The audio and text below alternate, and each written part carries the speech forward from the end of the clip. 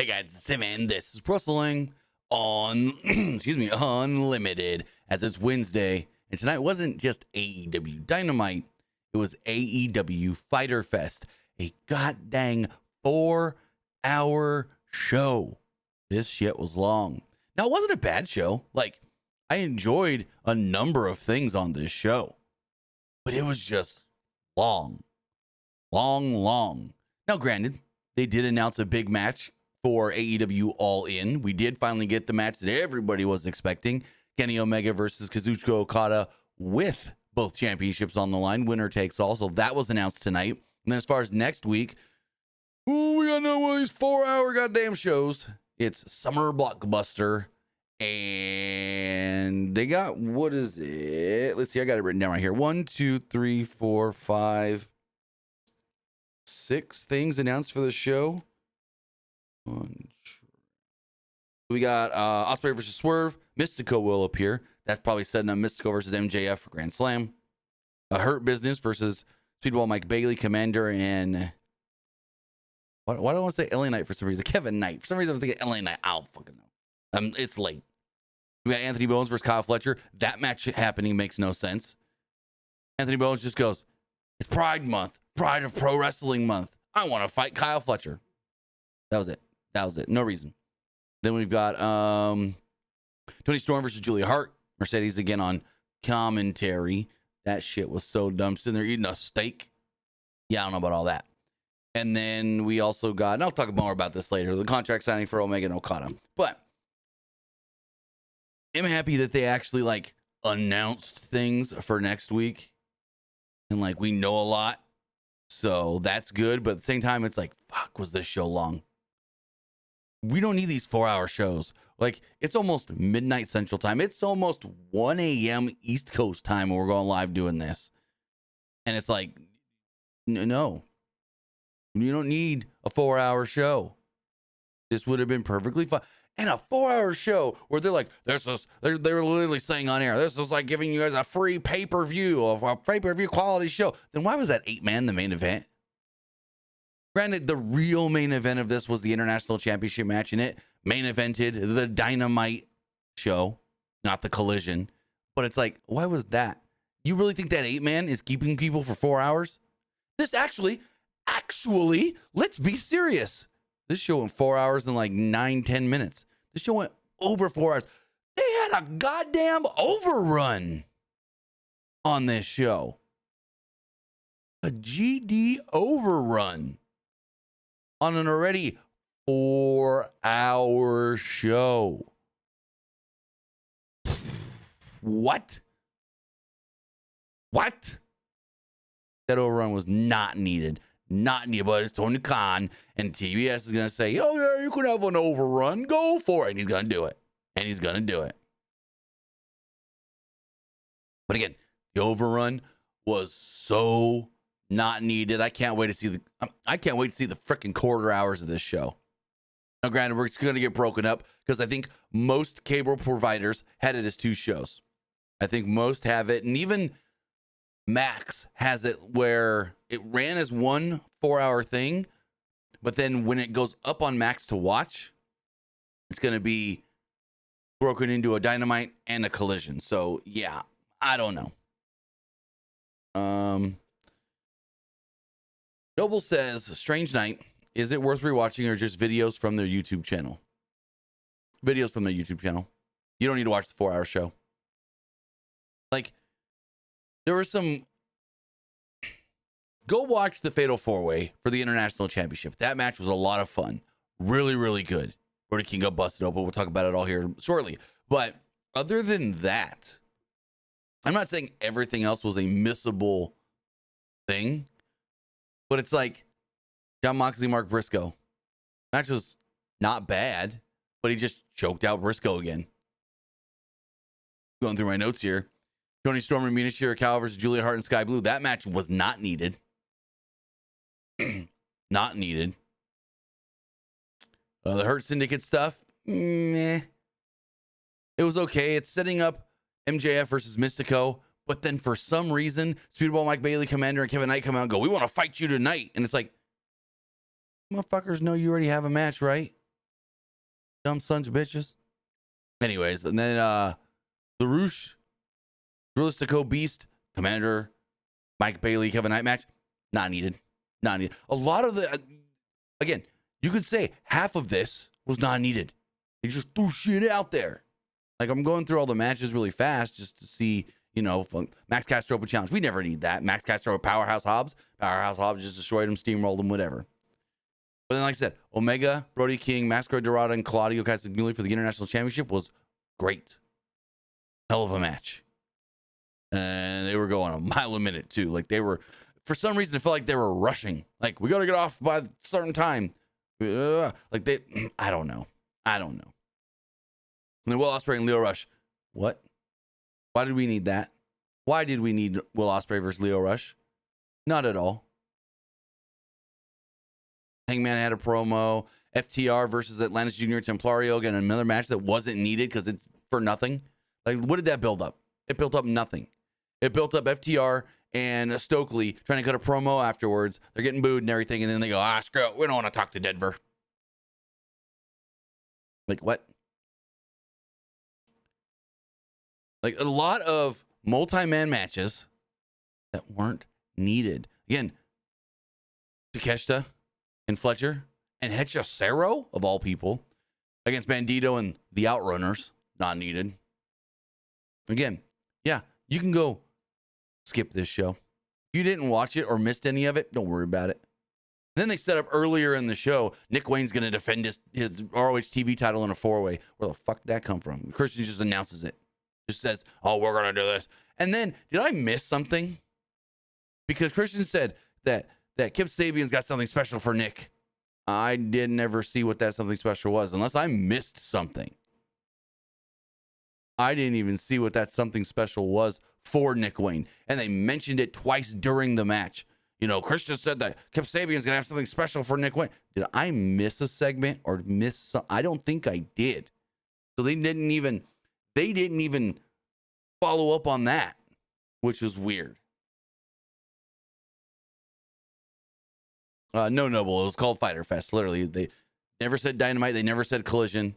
Even though we had the Dynamite commentary team and the Collision commentary team, it was branded AEW Dynamite. Yet cable providers had it listed as either or. But yeah, no. So much unneeded stuff on this show. It was like one of those random New Japan shows where it's like, how many people can we get on this show? But there's only gonna be like one match that means anything. So with all of that, I want to say thank you for joining us here. Twitch.tv/PWU Unlimited, YouTube.com/Pro Wrestling Unlimited, and podcast services all around the globe like Stitcher, Spotify, Google Pod, Apple Pod, Anchor, iHeartRadio, and so much more. Remember, if you're watching live on Twitch, you can help us out a couple of different ways. You can either help us out by hitting that donate button down below or by donating Twitch bits in the live chat. Also, remember, you can help us out by subscribing to the channel one of two different ways. You can either subscribe with a tiered subscription or you can subscribe with Amazon Prime, because remember, if you have Amazon Prime, then you have Prime Gaming. Prime Gaming gives you a lot of cool things like free games, free stuff for games, and you always get one free subscription to any Twitch channel you want to subscribe to throughout the month. And I greatly appreciate it if you did right here for Wrestling Unlimited. Also, remember, go help us out over on YouTube. Hit that subscribe button. That way you know when we post new videos. That way you know when we go live. And that way you know we post to the community tab.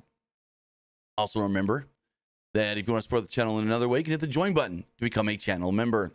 As a channel member, you get a badge next to your name. You get emotes and emojis you can use in the live chat and in the comment section. Then we teach you things. We teach you things that you can learn and go make money off of.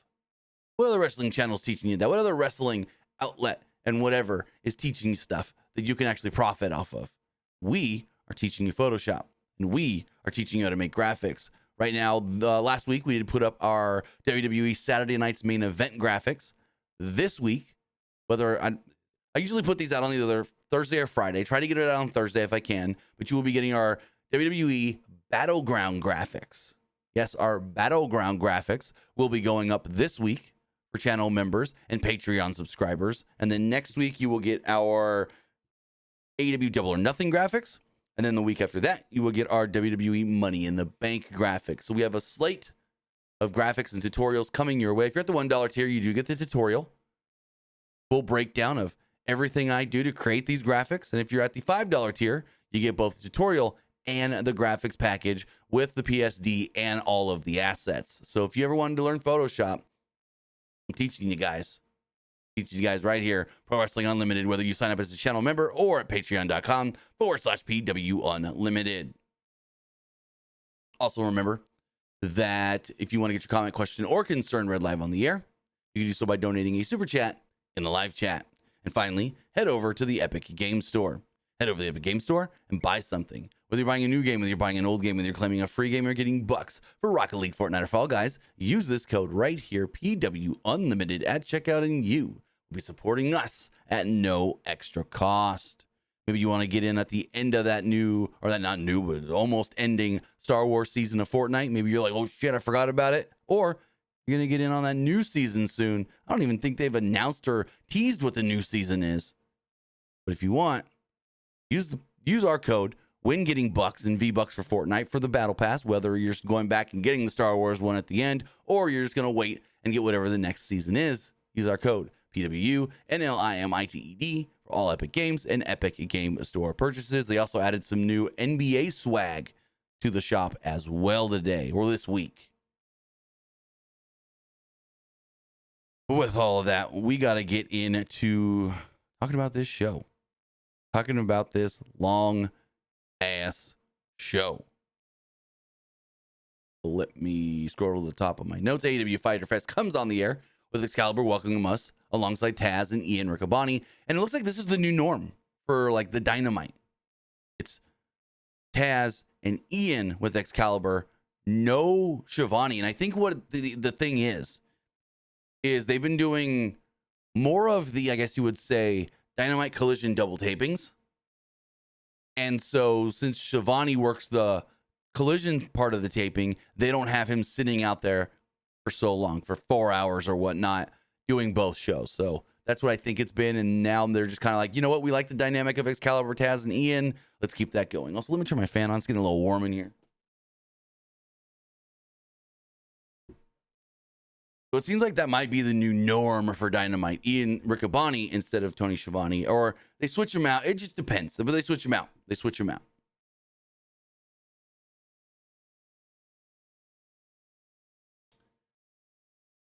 So with that, Tony Schiavone is in the ring.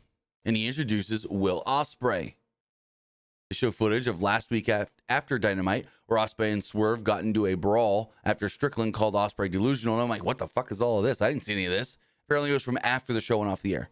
You saw it on social media, and then I saw someone say that they showed it on Collision. I didn't watch Collision, so I don't know. Anyways, they had to be separated by security as Osprey screamed that they should be on the same side. We come back live, and Osprey said that he's tired of getting Strickland and Hangman on this. He's tired of trying to get Strickland and Hangman on the same page. Despite both hating each other, they need to realize that they need to work together. They have a common enemy in Jon Moxley, and they need to work to take him out to save this company. And I'm like, do we really? Because at the same time, it's like, yeah, I hate the Death Rider stuff, but the Death Rider stuff has kind of calmed down to the point where it doesn't feel like Moxley is trying to take over anymore. It doesn't feel like that. It just feels like, oh yeah, that's the guy that he's the champion. He doesn't show the belt, but whatever. It's gone from I hate the group because it's just like the same shit over and over. They're beating everybody up. There's that to I hate the group because now they've kind of gotten boring and stale and stagnant, if I'm going to be honest. But Osprey said that, Osprey said Moxley once mentioned that he hates what AEW is becoming. So Osprey's idea is for him to piss off and let him show what AEW can be. He said people like he, Strickland, Page, Tony Storm, and Kenny Omega are the reason that this place is popular. And I'm like, really? He said, not Moxley as the world champion. And I go, you forget the last 5-6 years? Moxley's been like, other than CM Punk and Kenny at times, Moxley's like the biggest draw. Gonna be honest. Like, Punk is their biggest draw they've ever had. No ifs, ands, or buts about it. But Mox is probably number 2. There was a time when Kenny was the champion and running strong that he was maybe a little higher than Moxley. But when you think about it, overall, Moxley is like the guy. Like the guy. Jericho at first a little bit too, because they had him in the world title picture. He was the champion. And when Cody did that thing early on and what, but it's like Mox has been the consistent since the start draw. Not taking much time off. Like he did take a little bit of time off. Like, we gotta go rehab. But other than that, it's like you say that this company's not like Moxley is not the reason this company's popular. No, Moxley is one of the biggest reasons this company's popular. Just saying. Osprey said the Death Riders are a threat to the company. And if Strickland opts to cost Hangman the title, then, well, he might be a threat as well. And I'm sitting here going, okay, so I don't see the big issue with the Death Riders. Like I said earlier, the whole thing of they're ruining the company, they're a threat, and they're not anymore. Because they're not just over here beating up random people, just randomly showing up at random parts of the show and attacking someone. No, Mox is just the champion. Got guys that's going to help him, and he's holding on to that belt. They're not doing the takeover stuff anymore. Am I wrong? Chat, am I wrong? Death Riders, what they are now, are not what they were when they started. When Moxley hid the title, said no one deserves to see the belt, no one's better than me, no one's better than us, and we're going to take over. But they kind of dropped that. They still hide the belt because it's a thing with Marina holding the briefcase, but it's like, Osprey out here bitching and whining for what? It's not what they are anymore. It's more of, yeah, Mox is just better than everybody. Osprey says he loves Strickland.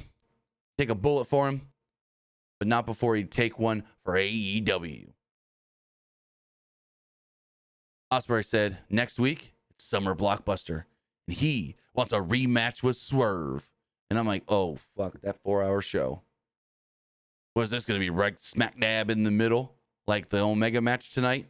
So Crew interrupts, and I'm just like, oh, Lord, what is going on? And granted, Osprey's been out here for almost 10 minutes by this point, maybe 8 to 10 minutes. So Crew interrupts, and Osprey's all kinds of baffled why they would be out here.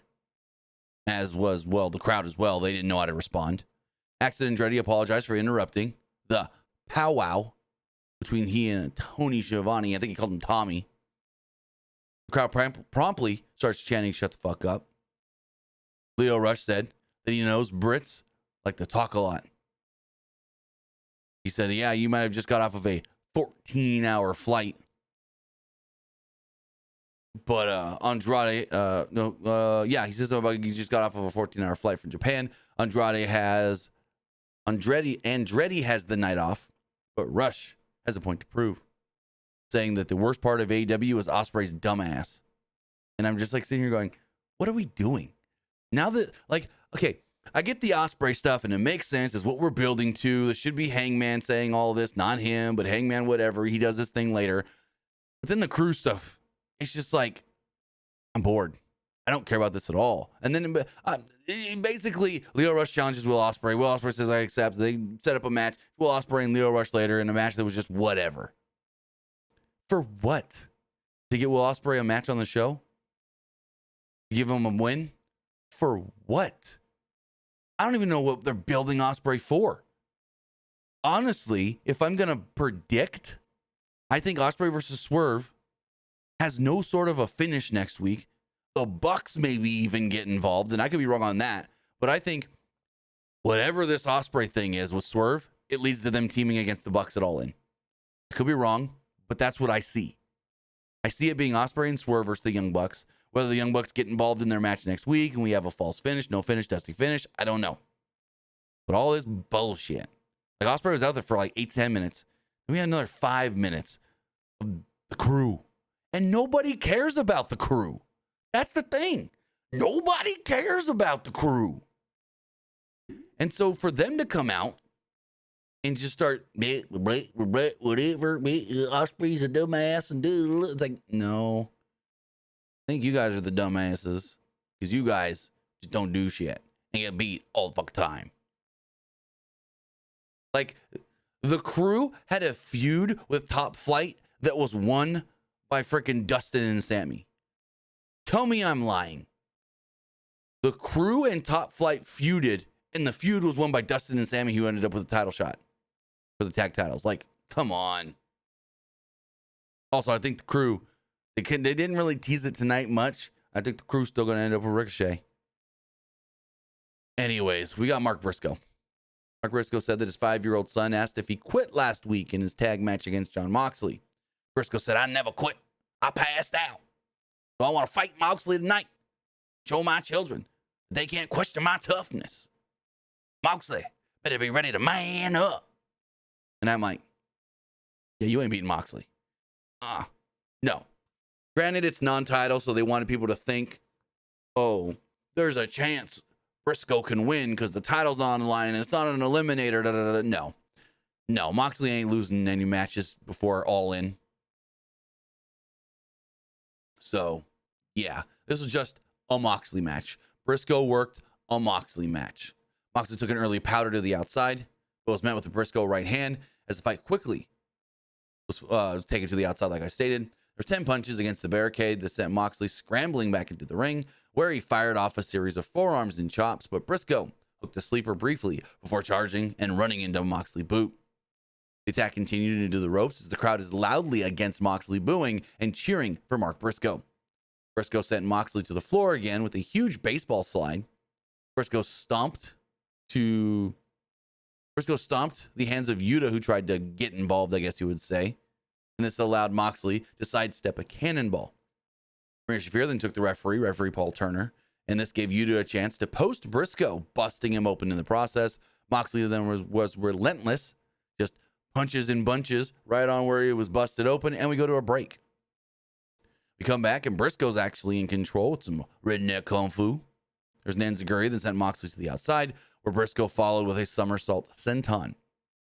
At one point, there was a forearm battle as Moxley changed levels, but Briscoe hit a flying forearm and wanted to go for the J Driller, only for Moxley to spin out into a lariat. At one point, Briscoe did want to go for the froggy bow, but leapt right into the clutches of Moxley as he sank in a cross arm breaker. Briscoe got his toe on the ropes, and Moxley took the ref, giving Yuta a chance to hammerlock the arm of Briscoe and post him. So, like, Moxley lets go of the hold because he got to the ropes, but then he distracts the referee, and so Marina and Yuta get involved. Marina tosses Briscoe back into the ring. Briscoe then exploded up back inside the ring with the rolling DVD, and it's like, what the fuck? He just got, beat down a little bit by Yuta on the outside, comes in, and boom, he's just whatever. Didn't even sell it. A little weird. So he hits the DVD, hits the J Driller, goes for the pin. Moxley kicks out. Commentary says, this is the first time anybody in AEW has kicked out of the J Driller. I'm like, really? Okay, sure. Briscoe wanted the cutthroat driver, but Moxley spun out into an arm wringer. He slammed him and curb stomped him. Moxley then got the bulldog choke, transitioning into a rear naked choke.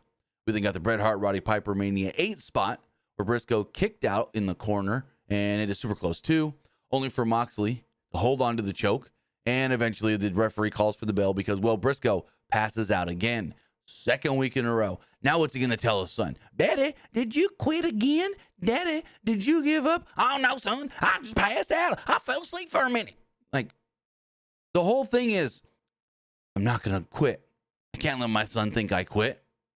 And it's the same finish. Okay, now what?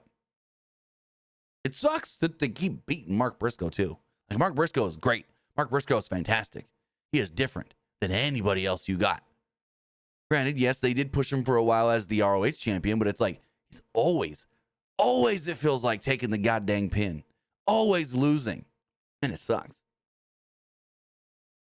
We got a Mystico highlight package. They're really hyping up Mystico for Grand Slam because he's like the guy in CMLL. And we learn later that MJF wants to face him. Or potentially wants to face him. They tell us that Mystico will be here next week for Summer Blockbuster in Portland, Oregon. Mercedes Moné makes her way out to the ring. She's supposed to be on commentary, and she's standing there going, where's my table? Where's my table and my steak? And I go, table and steak? What? And Taz is like, what's going on? They're bringing out a special table? And literally, she sits down. She's got this steak and some wine. And Taz goes, what? Where'd she find the steak? I was in the back and only saw pizza pockets. Catering only had pizza pockets. Where'd she get the steak from? Like, Taz is beside himself. We did have AEW Women's World Champion Toni Storm and Mina Shirakawa against Julia Hart and Sky Blue. Monet said, Monet was kind of talking on commentary at first, but then she just whatevered it. So, where am I? Storm did have control early on. Oh no, Shirakawa and Blue started it off. Shirakawa and Blue started it off with Shirakawa having a little bit of control early on, and then Blue kicked her in the face. Toni Storm would eventually tag in. And Julia Hart would tag in as well, and the two would go at it. Monet was shown at ringside taking selfies and taking videos. Blue swept out Storm's leg off the apron, planting her right by Monet. So Monet was all taking video. Look at Toni on the ground. Look at Toni all down. Go to a commercial break. When we come back, Shirakawa was worked over the entire break by the heels. Storm kept getting decked by Blue, while Hart hit the Undertaker old school for her too, as Storm made the save. Storm was wiped out with an STO from Hart as she battled with Shirakawa up the ropes. Shirakawa then fought free with a diving sling blade, which actually looked pretty cool. Finally made the hot tag to Toni Storm, who ran wild with drop kicks and Thez presses. There's a sky high on Sky Blue as Shirakawa popped Hart with a spinning back fist.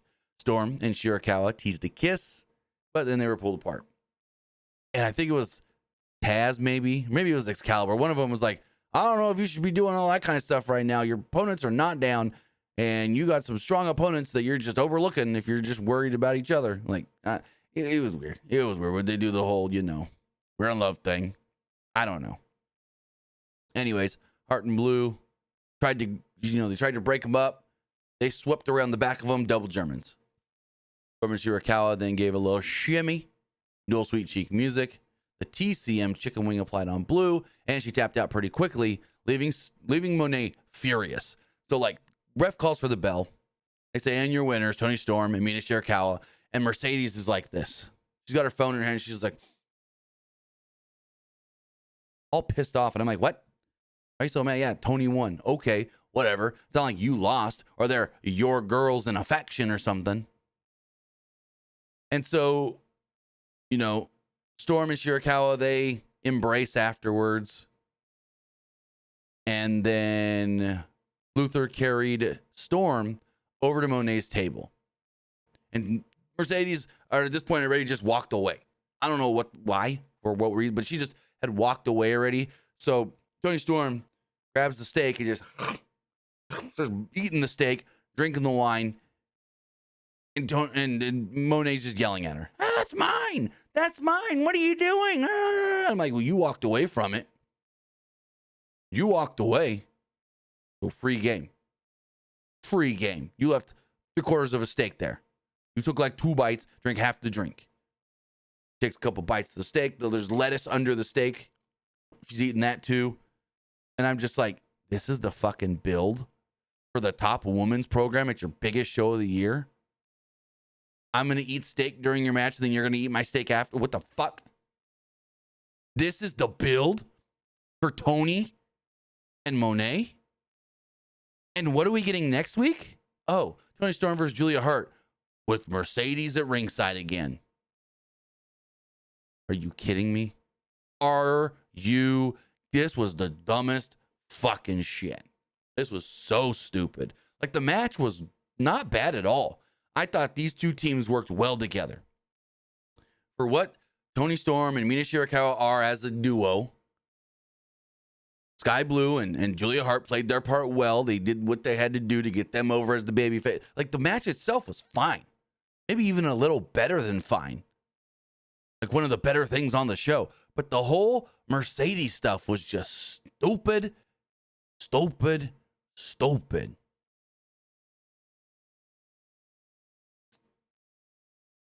Alexi Nair's backstage. Also, no Renee Paquette on the show because she was at her, I guess, manager's wedding, her talent manager. Her, Saraya, and Harley Cameron were all together at a wedding for, I guess the guy is their manager. Flexi Nair's backstage with Will Osprey. It's official. He's facing Swerve next week. MJF saunters in and told Osprey to stay out of Strickland and Page's business. Like, what does MJF fucking care about all this? Like, that's the weird thing about this show. Too many people caring about other people's shit. That makes no sense. MJF said, if Page wins the title, it's a problem for Osprey. Osprey can't beat the Hangman. MJF said Page and Strickland are animals. And let them eat each other up. But Osprey, well, realizes that MJF doing, well, I wrote this weird. Realizes that MJF is doing and mentioning Mox not being able to beat Hangman. Osprey went to leave, and MJF goes, oh, hey, how's your son Harry doing, by the way? And Osprey gets pissed, grabs MJF by the jacket, but the Hurt Syndicate show up, and they're like, what's going on, Willie? You want to back off of that? MVP says, you know, we got business tonight. Will, good luck in your match later. And I'm just like, what the fuck is all of this? Now they're teasing MJF and Osprey? What? Huh? No continuity. No continuity on any of this. It's weird. MJF had a big old smile on his face because he's got back up. And there we go. What? We get more Hurt Syndicate. So they come down to the ring, and MJF's all giddy and stuff like, yeah, I'm finally official, and I'm here with my guys. He goes, you know, well, Bobby here used to live here in Denver. And then he moved. Now he lives in Texas. And they booed. And they were like, Bobby, what do you think of old Denver? What do you give it? And he's like, got the thumb and the thumb. And he's like, And then MJF whispers something in his ear, and he goes, thumbs down. And so Lashley stalled it, but eventually did the thumbs down. Like I said, MVP said that this place is an almighty, and the almighty left. MVP is standing with the greatest tag team to ever exist in the sport. And you can put together any dream team you want in any universe, any multiverse, whatever. They wouldn't last with these mega stars. And I'm like, what? Greatest tag team of all time? Yeah, I get trying to get them over, but they're not. You know they're not. Bobby and Shelton, the greatest tag team of all time. They're great together. But they're not the greatest tag team of all time. I can name 24 tag teams. Maybe not 2, but I can name easily 12 tag teams better than Bobby Lashley and Shelton Benjamin. I mean, we got the Hardys, the Dudleys, Edge and Christian, the Young Bucks, FTR, the Usos, the New Day, America's Most Wanted, Motor City Machine Guns, DIY,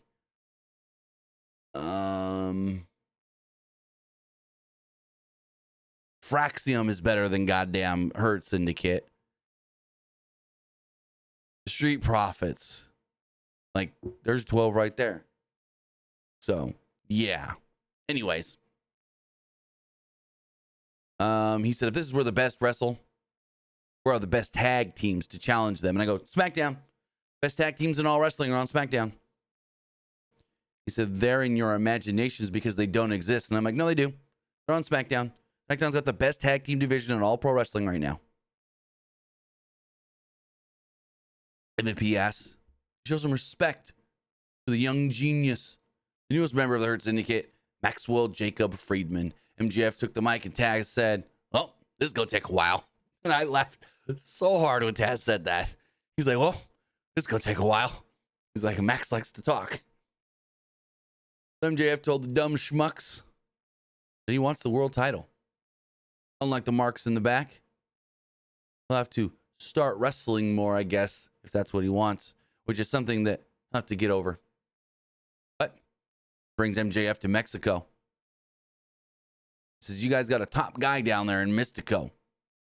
Well, it's a country that believes that he's the best in the world, which isn't true because I am.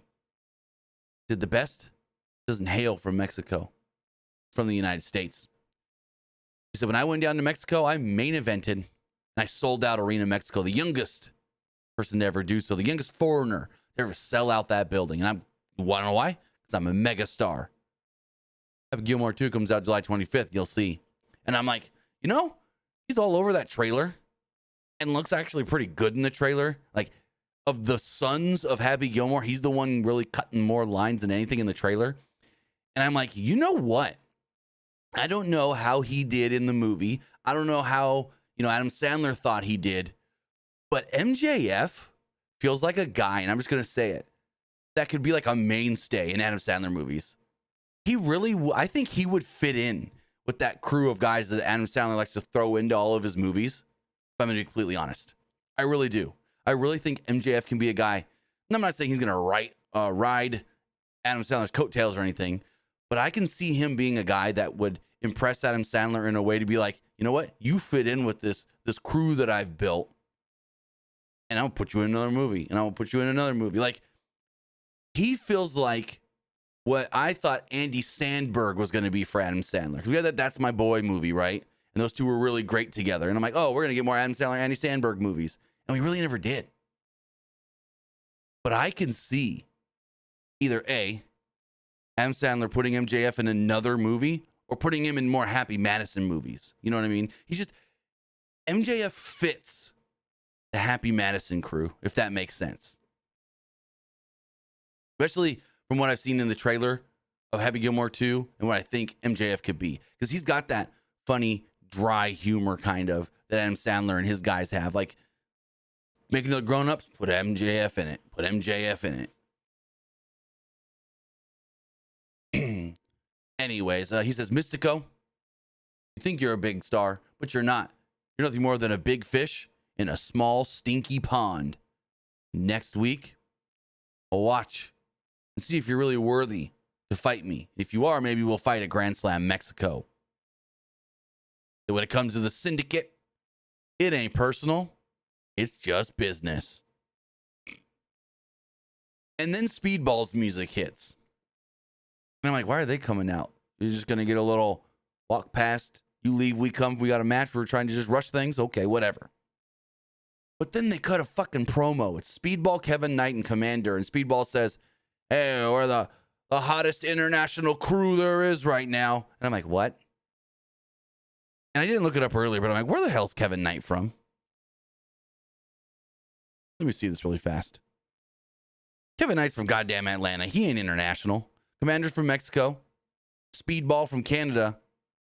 Kevin Knight's from goddamn the ATL. No, they're not an international group in the sense. International because what? Each guy is from a different country. America, Mexico. You got Canada, America, Mexico. I don't know. But this was dumb. This was fucking stupid. So they all talk about how MJF disrespects Lucha Libre, Mexico, and himself. And in Spanish said something I don't even know. Bailey said, they asked for the best. Well, we are the best. We're international killers. MJF starts, not MJF, but MVP does the same thing I do. I literally started laughing listening to this. And they cut to MVP in the ring, and he is losing his mind. He's lost it. He's laughing so hard. And I literally was laughing myself. He's like, we're international. Mike Bailey literally says, we're international killers. And you want the best? We are the best. And I'm like, you, what the fuck? You guys are the best? No, you're not. And so I start laughing. And they got the MVP, and he's doing the fucking same thing. He's laughing at them. And that goes, I'll keep it short and sweet. For their simple asses. We could pop this off tonight. And MVP goes, you guys want a match? Yeah, absolutely not. That ain't happening. You haven't earned it. Earn it. Yeah, no. Like, if you want an opportunity to stand up against the tag team champions, you got to impress us and earn it. And they just walk right past them. They literally get out of the ring, walk past them, walk to the back, and freaking LFI's music hits. And I was like, well, that was a waste of 5 minutes. What the shit was all of that? How are you? We're the best. We're international killers. We're smarter than da-da-da-da. You're so smart and you wanted a match right now and you already have a match right now, you dumb sons of bitches. Like, this was stupid and unneeded and fucking dumb. And then the match was just whatever. It was just a party match. All these guys just running and jumping and flipping and kicking off. So everyone just starts doing a bunch of shit early on. Knight dodges Roosh, throwing a drink at him. They're fighting. Everyone's fighting on the outside of the start here, right? And Bailey and Mortos are going at it. Mortos has got a new mask, apparently. Looks like Uncle Howdy. Where he's got, it's all grayish now with like the white beard. So it's like Uncle Howdy Mortos. Uncle Mortos. I'm going to call Uncle Mortos. We'll call him Uncle Mortos. The Beast Howdy.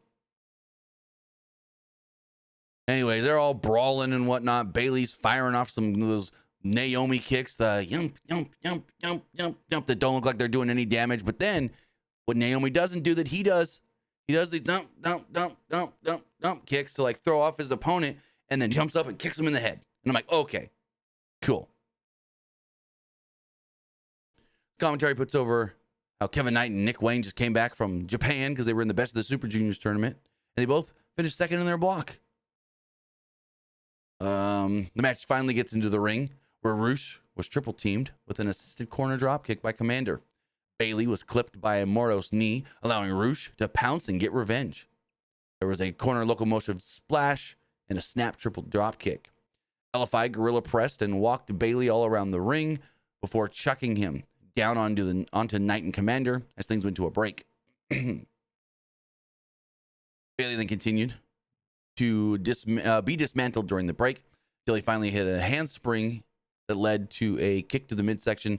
Mortos and Dralistico were taken down, allowing Commander to make the hot tag and fly in with a series of Hurricane Ranas. The moonsault press that got a 2 on Dralistico, who answered with the picture-perfect springboard destroyer, leading to a double down.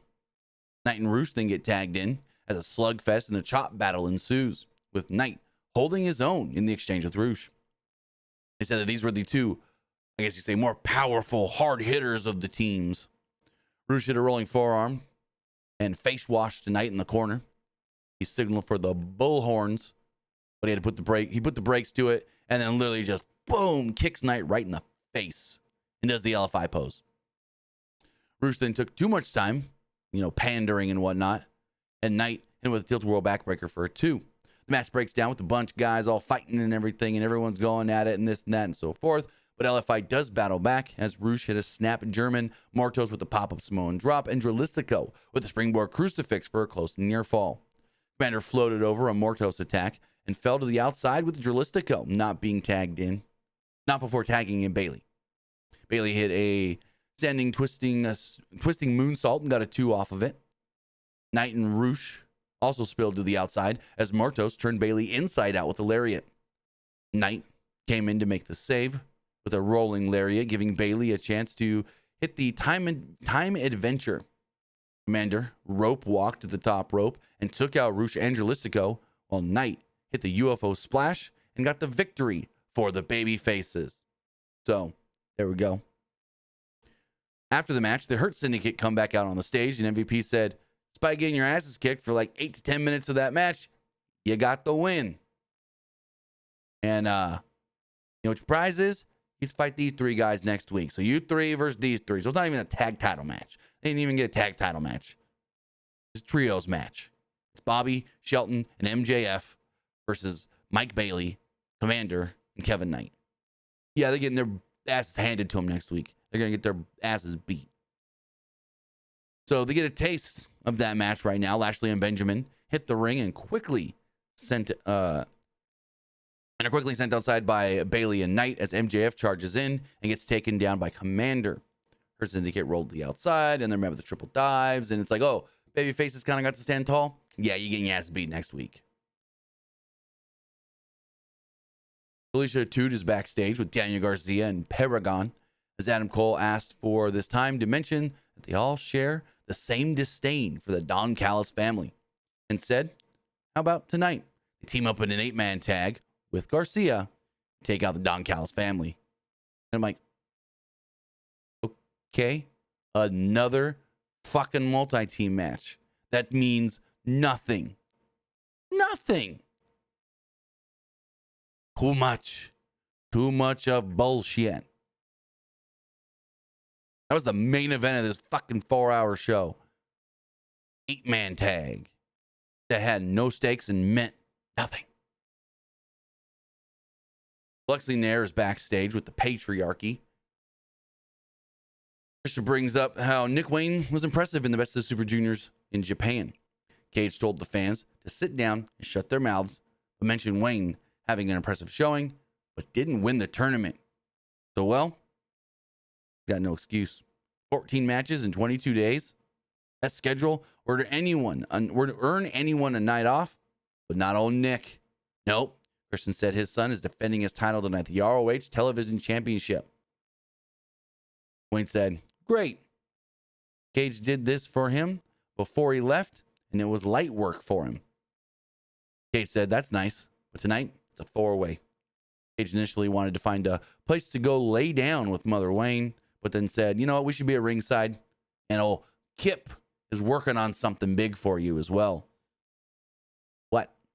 Did I miss something?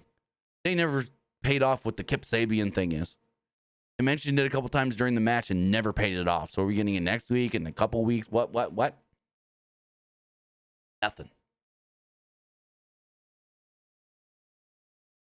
So then, fucking 8 minutes of my life down the fucking pisser.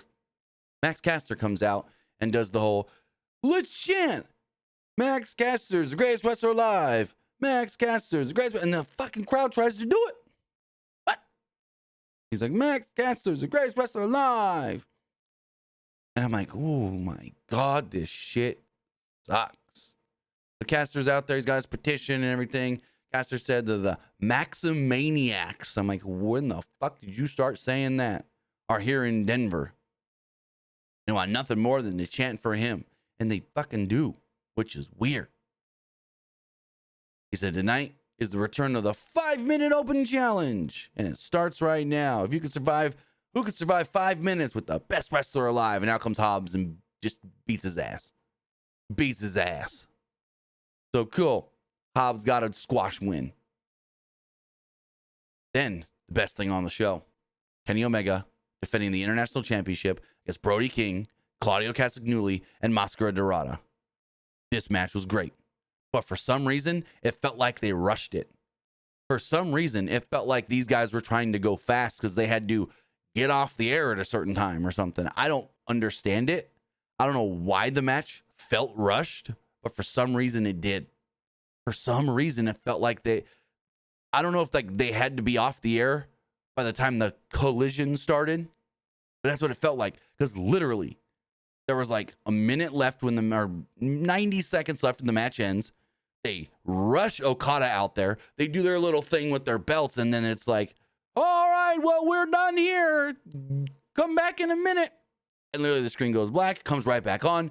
It's Collision. It's Fyter Fest. I'm Tony Schiavone. Like, what? So, yeah, this was weird. Great match. But it was weird that it felt like it was rushed. Like it couldn't go in to the next set of 2 hours. It had to end before the next set of 2 hours. And then that 2 hours got a goddamn overrun anyways. Huh?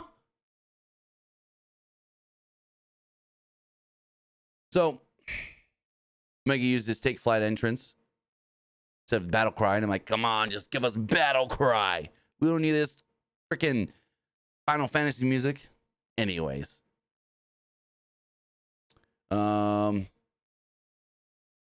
Early on, Omega wants to work with Dorada, so he calls out like spots. He's like, hey, go get him, and I'll get him, and this and that. So they work together to take out King. Tease a dive on Claudio, who hightails out of there. Like, gets out of the way. Lightning quick offense and a brief little sequence between Dorada and Omega, but Claudio and King break it all up, only to tumble outside once again. Omega hit a springboard crossbody on Castagnoli as Dorada followed it up with a tornado on King. Dorada got the crowd going, but in doing so, was launched into the crowd by King. King and Claudio slugged it out. Ooh, that didn't work. I started watering, and then there was like eye boogers, and I rubbed it the wrong way. Now I can't see. Uh-oh. There we go. I think I got it now. King and Claudio start slugging it out as King wanted to hit his cannonball against the barricade, but Dorada came leaping in, only to get caught by King and powerbombed onto Claudio. It was a running crossbody against the barricade that hit, but Omega was there to plant King with a Snapdragon suplex on the floor. Omega followed this up with a Terminator dive on Claudio and King as we go to a break. Back from the break, Omega hit a half of a U-can escape, but Claudio got his knees up on the moonsault.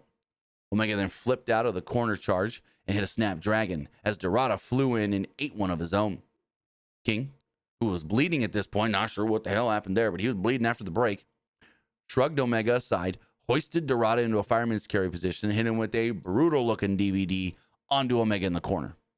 Claudio then came in with a massive pop-up uppercut to King, like he threw him up there, and it looked good. It looked good, but King kicks out of the pin attempt. There's a wheel kick to the back of Omega, who connected with the V-trigger. He went to the corner, but King cut him off, and King cut him and Claudio off, actually. King wanted a superplex, but Omega cut him off, wanted a One Wings Angel, and Claudio hit a Doomsday uppercut for a 2. Dorada then sprung into action off the top rope with the dropkick on Omega, only to be tossed back to the outside by Claudio. King then tried a superplex again and was sent crashing to the mat, allowing Dorada to springboard off his back, look for a Hurricane Run on Claudio, and then counter into a powerbomb onto King. Omega then hit a series of V-triggers, teased a One-Winged Angel on Dorada, who countered it into a Poison Rana as Claudio and King re-entered with lariats on everyone before colliding. And we get like just a everyone down spot. As Newland then popped up Dorada into a Hurricane Rana on King, allowing Claudio to hit a giant swing on King as Dorada hit a dropkick mid-revolution, basically the Claudio Tyson Kidd spot. Claudio then hit a double stomp. Neutralizer connects on King, but Omega narrowly broke up the pin.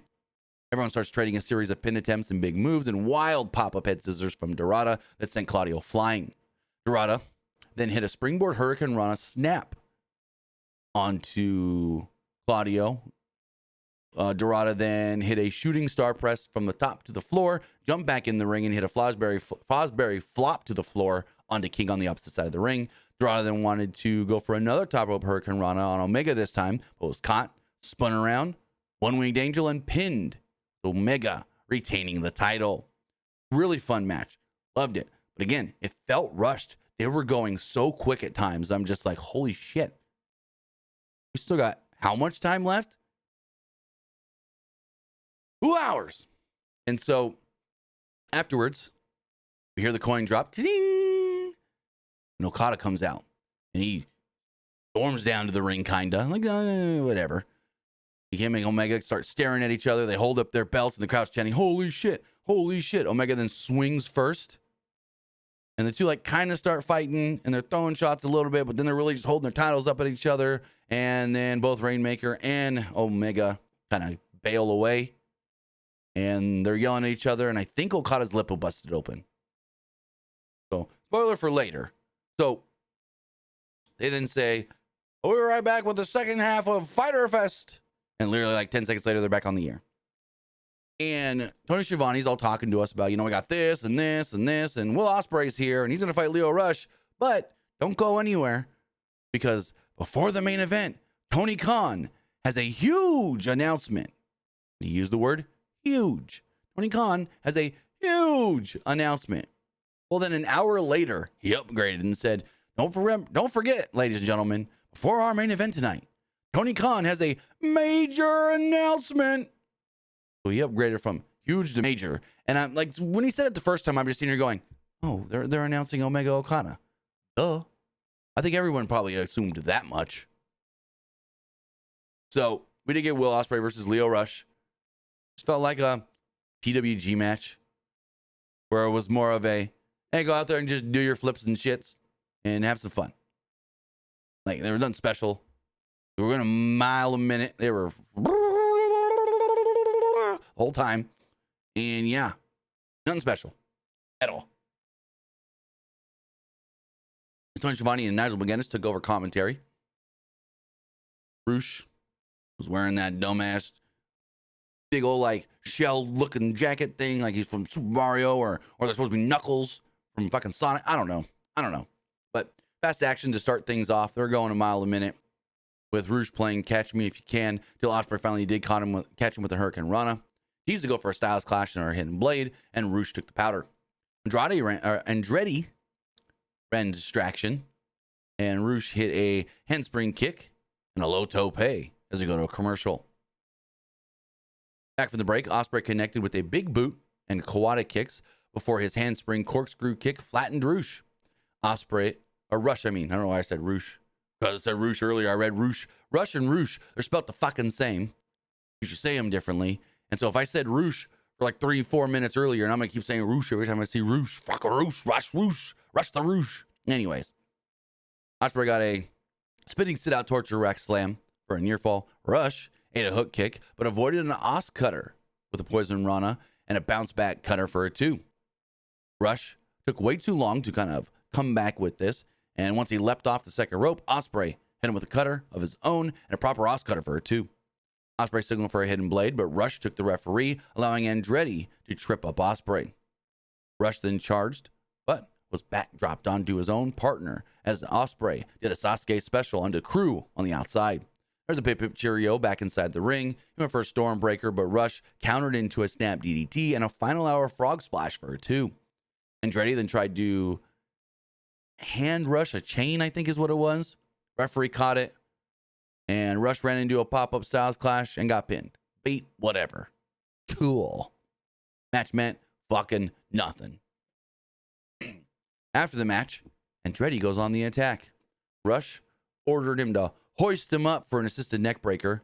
Hangman's music plays, and he power walks down the ring. Old pissed off Hangman. Crew bail initially, but Andretti ran back in with the forearm, narrowly eating a buckshot. Rush then saved his partner, along with the official Page checked on Osprey deal. Help him up. Osprey then gave Page a little fist bump. Thanks for the save. What's up, bro? So Osprey leaves, goes to the back. Hangman stays out, cuts a Hangman promo. It was a hanger promo. So, and as much as he appreciates it, Page will make one thing clear. He's his own man and doesn't need help from anybody to win the AEW World Championship, not even Osprey. And especially not from the worst man on this planet. Talking about Swerve. Page doesn't need help from someone threatening the safety of his own family for their own glory. Last week, Page made a promise. And tonight, he makes another. He'll never, ever accept help from Swerve Strickland. Page will still ride into Texas against Jon Moxley to regain the AEW World Championship. As All In is the night for all of us to be there. Moxley would then appear. He appears behind Page, and they have their first little stare down of this whole build. Like they're finally building these two doing something. Finally. It was brief. Mina Shirakawa, Wheeler Yuta, and Claudio Castagnoli surround the ring. So Osprey runs out with some chairs and gives one to Page. Moxley's like, oh, okay. This is what we're going to do? Back it up. We're done. We'll go. Nope. We ain't going to have any of this. Moxley slowly calls off the troops, refusing a chair from Claudio to kind of even things up as Death Riders collectively just leave. Page and Osprey stand tall. But Moxley's basically like, oh, Will, you want to get involved? Okay. I see what's up. So Death Rider's going to go after Osprey now, try to take out Osprey so he can't help Page. Seems like it, potentially. Lex and Air's backstage with the Don Callis family. Callis said that Adam Cole made a challenge, and they've accepted. He said they'll finish the job tonight with what Kyle Fletcher started last week. Callis turns his attention to Bandito and the Outrunners. And he says that he'll show Bandito Protoshita. I'm like, what? What the fuck are you talking about? And brings up, the last luchador in history. He then brings in Hechicero, and he says Hechicero's going to team with us tonight. He's going to be part of our team. And Cal said that they're going to kick some ass. And I'm like, okay. Cool. You got Hechicero now. All right. So we got FTR versus Lannis Jr. and Templario. This match was nothing. It was an okay tag match that I was bored with throughout the entire thing. I don't even know how much I really paid attention. I was bored at this point of this show. I'm just like, are you kidding me? We still got like an hour and a half left. Atlantis foolishly wanted a handshake from Wheeler, who knocked him down and mocked him. Atlantis answered with an impressive spinning head scissors, leaving Wheeler scrambling. At one point, Atlantis flew in with a double takedown and a dueling thrust kick and a pop-up drop kick, sending FTR to the floor, who avoided a double baseball slide. Blind tag back inside by Wheeler as Templario had his attention turned onto Harwood. Wheeler then tried to avalanche German, and Templario rolled through, and then he was hit with a spine buster for a 2. At one point, there was assisted electric chair for a near fall as Wheeler dragged Atlantis to the outside, while Templario got a close 2 off of Mystical. There was a forward roll that got another near fall as Howard just barely survived the onslaught. Blind tag from Wheeler as Templario was left fighting both FTR alone, avoiding a shatter machine as Atlantis just barely made the save. There's a thrust kick and some DDTs led to Atlantis going up top, but was crotched by Harwood. Wheeler was then sent to the apron. Templario wanted a suplex back in, but Harwood tripped up the leg and then just kind of stole the pin, pinned him, whatever. Go. I was bored. And then we had the post-match. Stokely tries talking. He's like, hey, these guys got something important they need to say. And FTR's like, hey, we won. And he tries to talk, and he's like, you guys don't want to let me talk? And Wheeler's just looking at Cash, and he's just like, or Dax, and he's like, yeah, you don't need to do that. He goes, you know what? Never mind, Dallas. You don't get to hear me talk. You want to act like this? Top guy's out. And then he like trash talked fans as they were walking to the back. Kill. Didn't care for any of this at all. FTR is a great tag team, great act. All this shit they've been doing since they turned on Edge or Cope sucked, in my opinion. Like, I've been bored with all of it. Granted, I haven't seen most of it because a lot of it's on Collision, but what I have seen, boring. They're just typical boring heels with a boring heel manager.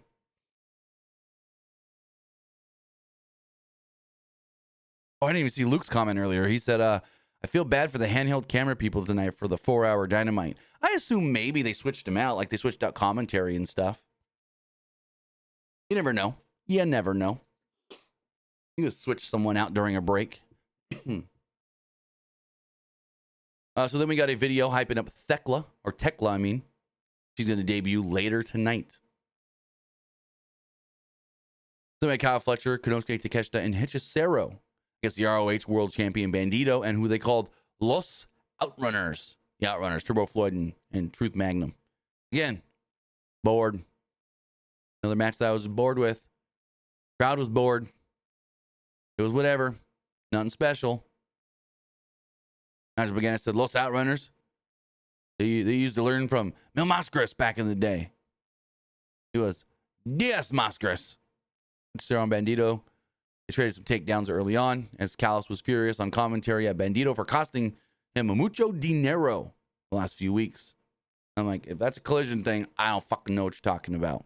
And they didn't even say what all he was talking about.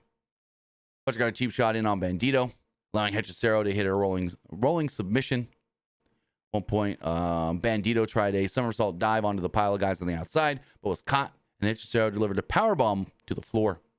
After a commercial break, Floyd made the hot tag and got the crowd all amped up, even doing a top rope lucha arm drag out of the corner on Hechicero.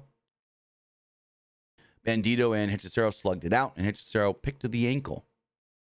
Traded pin attempts here, and then we got a double drop kick for a reset. Takeshita eventually tagged in and cleaned house of Los Outrunners. He blocked a GTS from Bandito and hit a blue thunder bomb for a 2. At one point, there was a charge in the corner and a boot until they wanted to go for the super bomb, the heels that is, but Bandito countered into a snap Hurricane Rana. Bandito took out Hechicero with a dive, and Los Outrunners went to the Predator handshake elbow deal, but they were cut off by Takeshita and Fletcher, who hit them with some snapdragons. There was a haluva kick and a brainbuster, and then stereo pins, double pins to pick up the victory. So there we go. The Don Callis family wins. Nothing special at all. You didn't see it, you didn't miss shit. So then we get a big ass return here that was very anticlimactic. We get footage from the street fight last week, and they're like, oh yeah, Megan Bain and Penelope Ford really screwed up Harley Cameron and Anna Jay. They beat the shit out of them, and they were both all messed up afterwards, and blah. And so then we cut to the back, and Penelope Ford said, Jay should have bowed down last week. After what happened to Harley Cameron, her fate is in our hands. The camera pans down. It's a beaten down Anna Jay. So Bane grabs her and pulls her out, and they go to the ramp and the stage and everything. And so they throw her down. Mega Bane picks her up and puts her on her shoulders like she's going to go for the F5 or whatever you want to call it. And as she's getting ready to do it, Penelope goes, no, over there off the stage. And so she walks slowly over to the edge of the stage, and I'm looking going, there's nowhere to throw her. They don't got no table down there. I don't see a crash pad. No, none of that. Where's Thunder Rosa? Like, my thought, I'm just like, where's Thunder Rosa? She's going to make the save and whatever. And then we hear, Time Melo. And I go, whoa, Time Melo back. So she comes out with like a stick or a 2x4 or something or other. She hits both Ford and Bane with it. Bane drops Anna Jay, so she never hits her or never throws her off the stage. And then all of a sudden, like, it's just over. She's just done. Like, they say Time Melo, and she gets a good pop, like a really good pop. And then literally, like, I felt like 30 seconds later, they were already, like, cut to the back.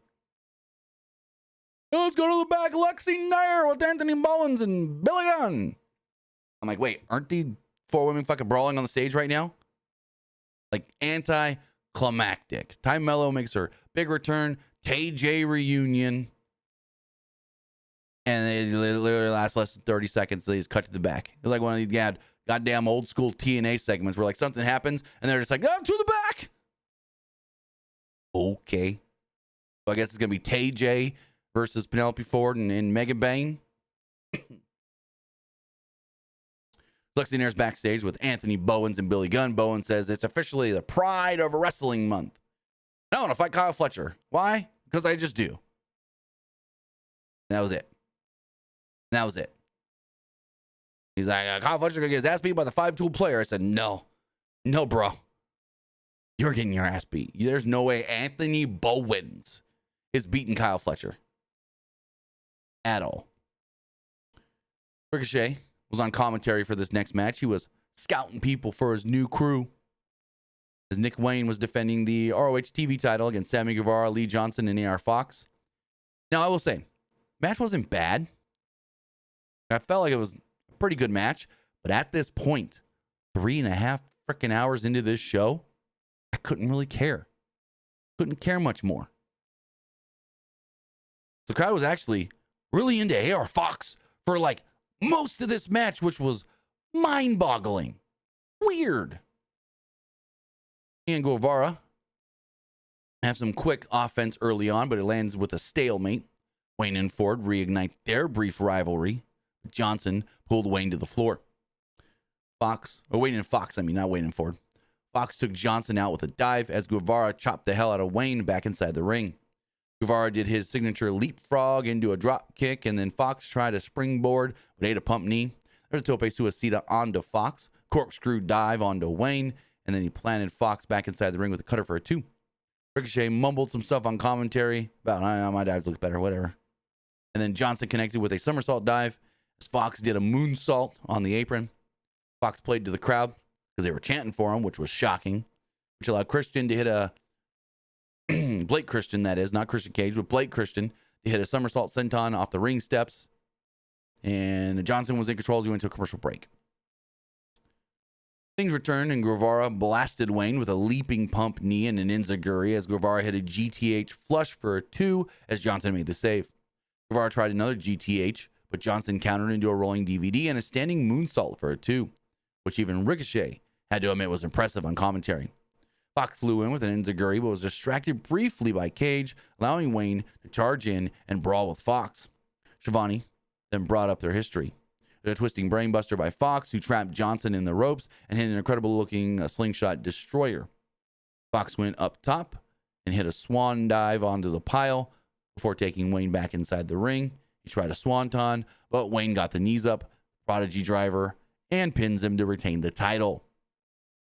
So it's like not a bad match at all. It was a fun match, But there was a couple things here. It's like it was 3.5 hours into this show, and it was with 3 challengers that I have no clue why they were the challengers. I don't watch ROH, rarely watch Collision. So it's like, what is Sammy, what is Lee Johnson, and what has AR Fox done to earn this title shot, to be in this 4-way?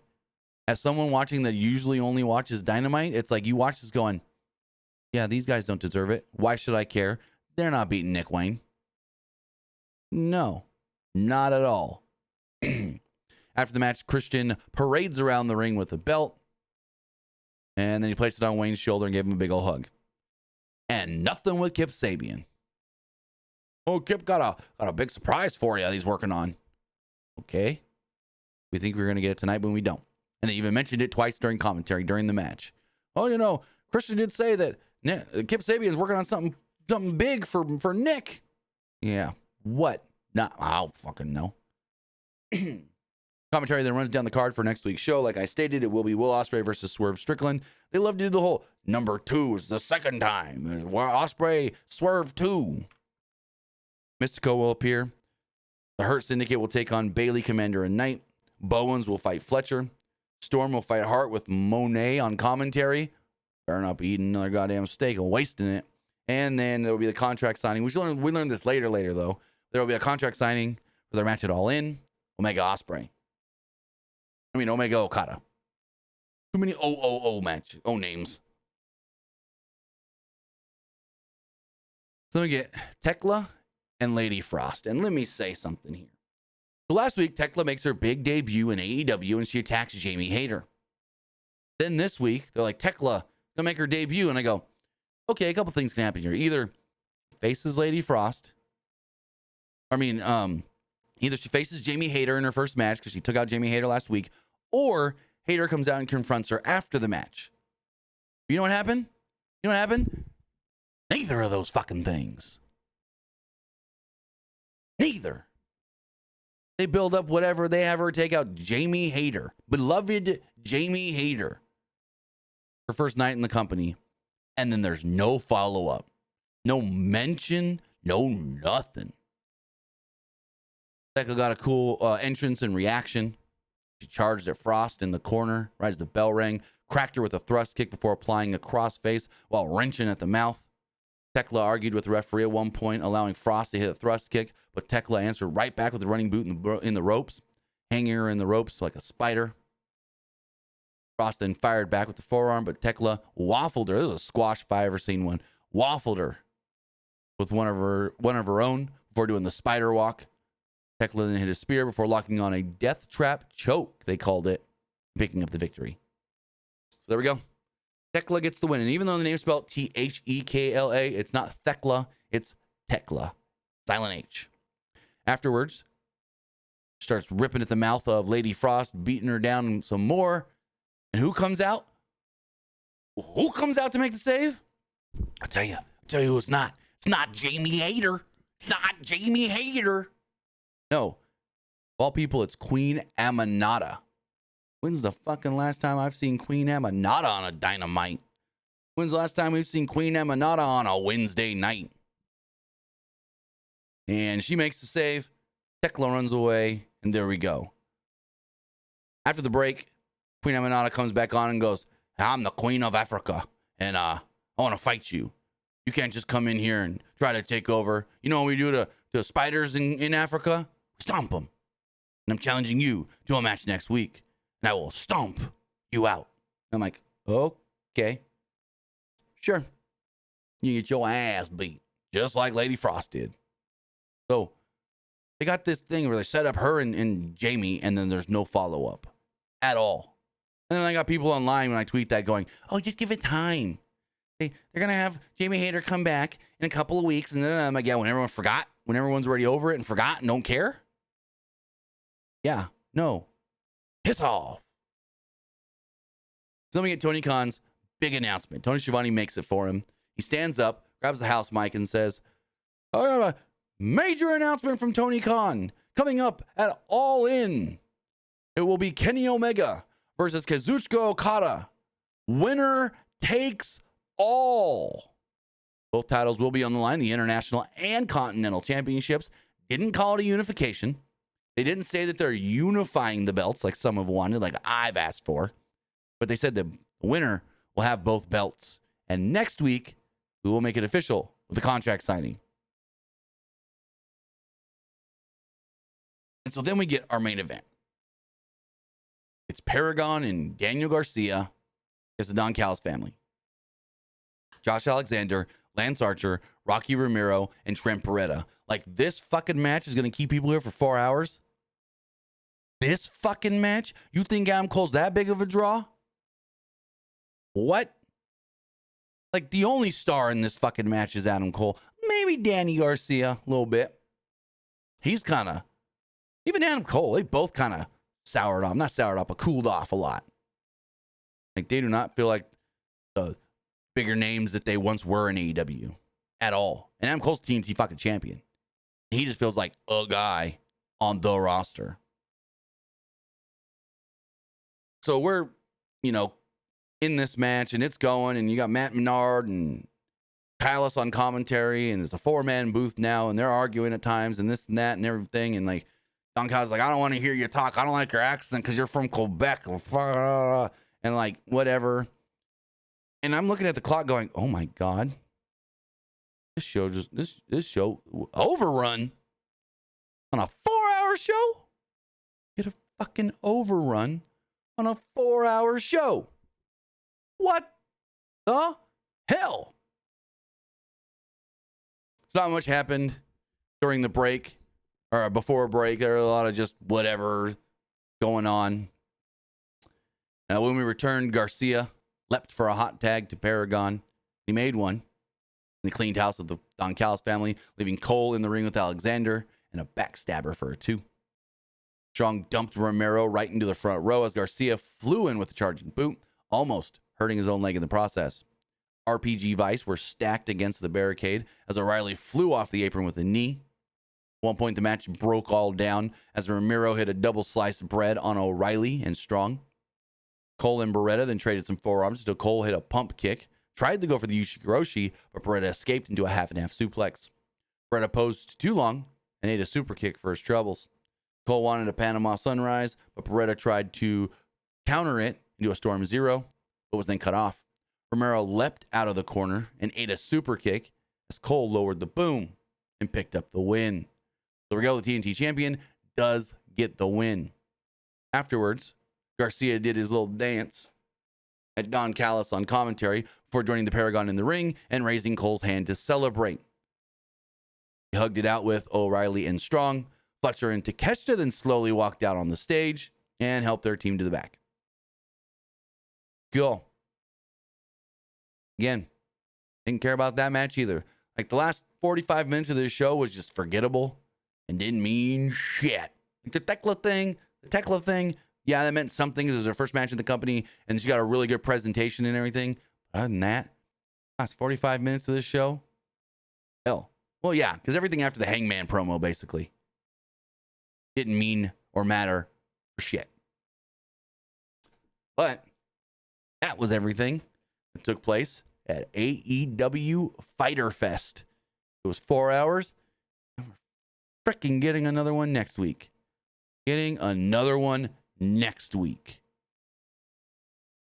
With that, you know what I thought of the show? Let me get the poll going here on Twitch. I forgot to do the Twitch poll.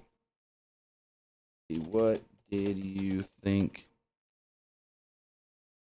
of Dyter Fest? I liked it. It was all right. I didn't like it. Give you guys a few minutes to vote on that one. Whoa. Click the wrong button. What just happened? I lost the chat and the poll. Give me 1 second, guys, as I go refresh all the other polls. Let's go over here.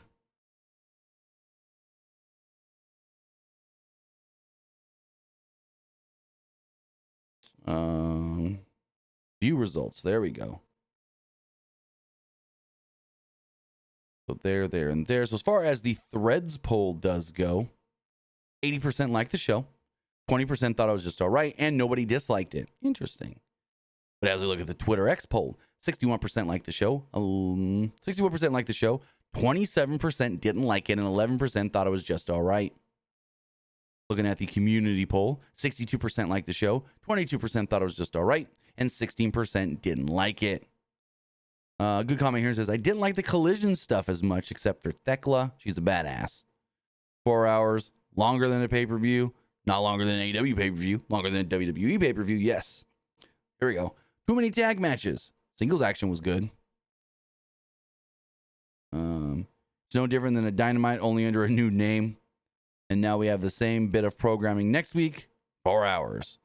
Yawning emoji. As far as the live poll does go, 67% liked the show, 19% thought it was just all right, and 14% didn't like it. Looking over on Twitch, everybody that voted liked the show. With that, guys, that is going to wrap everything up. It is late. It's 2 a.m. Eastern, 1 Central. I want to say thank you for joining us here. Twitch.tv/PWU Unlimited, YouTube.com/Pro Wrestling Unlimited, and podcast services all around the globe like Stitcher, Spotify, Google Pod, Apple Pod, Anchor, iHeartRadio, and so much more. Rest of the week.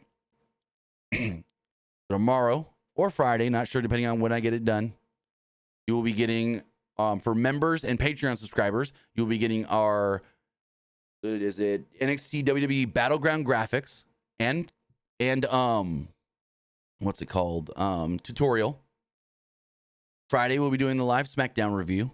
Then on Saturday, we have both Worlds Collide and a WWE Money in the Bank. So what I'm going to do with that is going to be a double review of sorts. I'm going to watch both shows. And then at the beginning of the review, I'll give you my overview thoughts of Worlds Collide. I'm not going to go down and break down every single match, but we'll talk about the show and any big things that happened and anything cool and whatnot. And then, that'll be the first quarter-ish or whatever. And then the rest of it will be recapping and fully going over Money in the Bank. So that's what you guys will be getting on Saturday. Kind of like a small little double review of Worlds Collide and Money in the Bank. With that, guys, have a great rest of your night. Have a great rest of your week. And I'll see you back here Friday for Friday Night SmackDown.